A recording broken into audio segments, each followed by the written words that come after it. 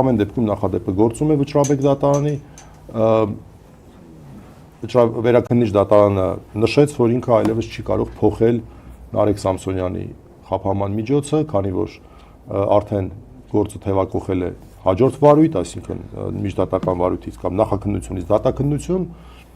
եւ դրա հետ մեկտեղ նաեւ արձանագրեց հստակ Նարեկ Սամսոնյանի իրավունքների խախտում, արձանագրեց, որ Նարեկ Սամսոնյանի նկատմամբ դեռևս նոյեմբերի 14-ին, այսինքն ձերբակալման իսկ օրը, հաջորդ օրը, երբ կայացվել է որոշում, այն եղել է նրա իրավունքների խախտմամբ եւ այդ օրը պետք է նշանակվեր ոչ թե բանտային, այլ տնային կալանք, որի հետ էլի մենք համաձայն չենք, մենք կարծում ենք առհասարակ այստեղ հանցանք չկա եւ առհասարակ որևէ խափանման միջոց պետք է չլիներ, բայց այնուհանդերձ վերաքննիչ դատարանը արձանագրել էր Նարեկ Սամսոնյանի իրավունքների խախտումը։ Եվ այս պայմաններում մենք ունեինք վստահություն, որտեղ հակառակ պրակտիկա ուղղակի գոյություն չունի, որ Արաչեհատյանի դատարանը չի կարող ուղղակի շարունակել բանտային կալանք։ Չի լինում այդպես։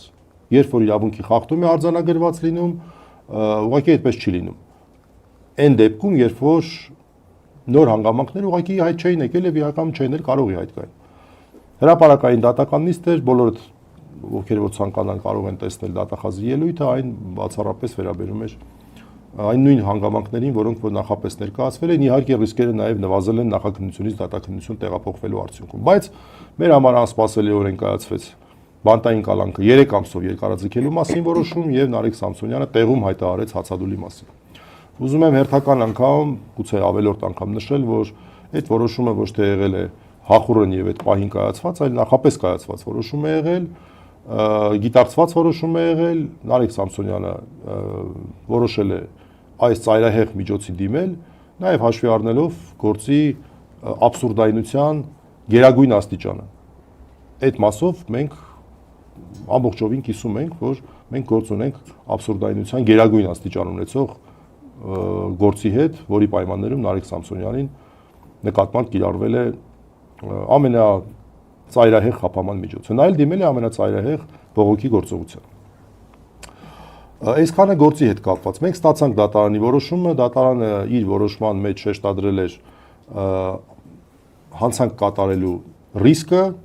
սակայն դատողություններ էր արել, որոնք որ հենց հակառակի մասին են վկայում։ Մասնավորապես նշել էր, որ հաշվի է առնվում նախորդ փորձը, այնինչ նախորդ փորձը հաշվի առնելով լրիվ հակառակ որոշումը պետք է կայացվեր, որտեղ նախորդ փորձը բացառապես վերաբերում է նրան, որ նույնա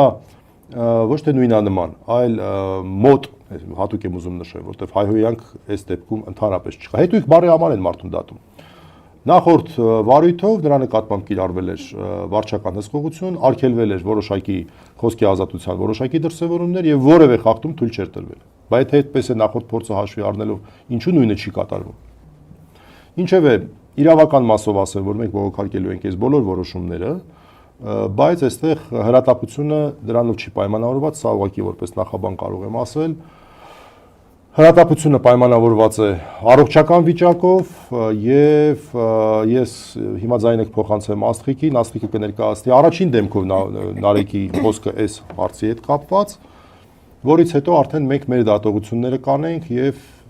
կնշենք թե ինչ ենք պատրաստվում անել եւ իհարկե կպատասխանենք ձեր հարցերին։ Խնդրեմ։ Շնորհակալություն պարոն Մելիքյան, ինչպես պարոն